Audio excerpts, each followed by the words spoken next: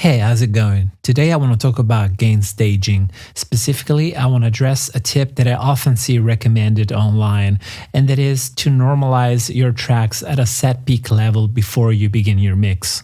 Now, I'm strongly against this particular approach, and here's why. Different instruments do not behave the same way. For example, you could have a distorted rhythm guitar with a very high average level compared to, say, a drum kit, which would have big spikes, a lot of transients, and generally a much higher dynamic range. In theory, it might seem logical to normalize peaks and start from an even standpoint, but there's a better approach to gain staging, which accounts for the different characteristics of instruments, vocals, and whatever you might have in your session. The 3 tracks in this session consist of 3 instrument groups: drums, bass, and guitars. I'm gonna play a version that I gain stage using my method.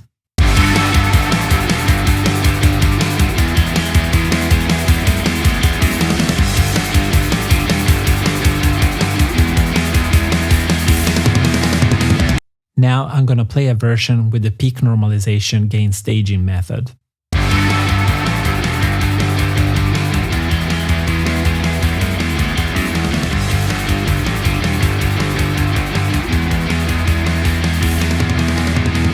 Let's listen to them again back to back.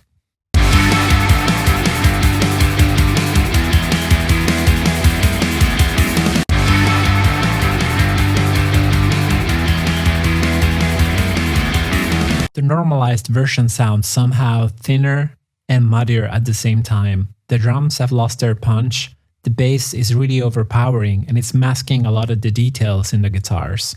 This is happening because the bass has a lot more energy and it tends to eat up a lot more headroom compared to the other instruments.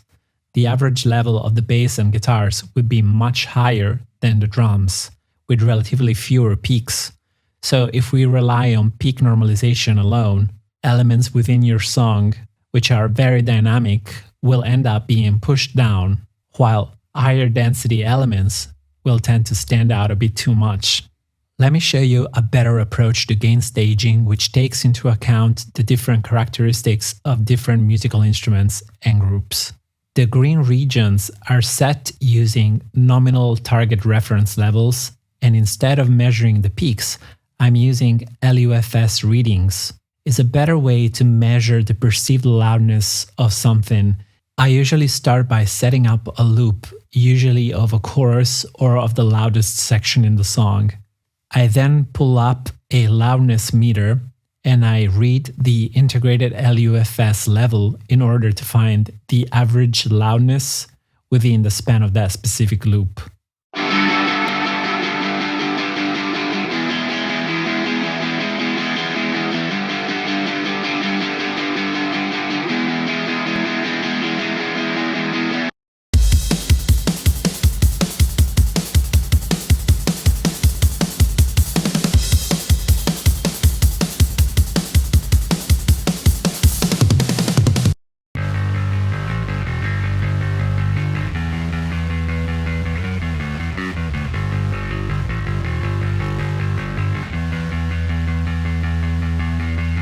You'll see my reference targets on the screen.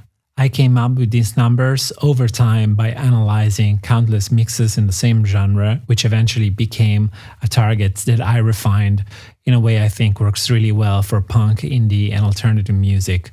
Obviously, I do use different targets for different genres because this kind of setup might not be the most efficient for hip-hop or EDM, for example. It's important to understand that these reference numbers aren't rules to follow blindly. They're just starting points that you can tweak and adapt to your needs, to what the song is calling for at the moment. Let's have another back-to-back listen.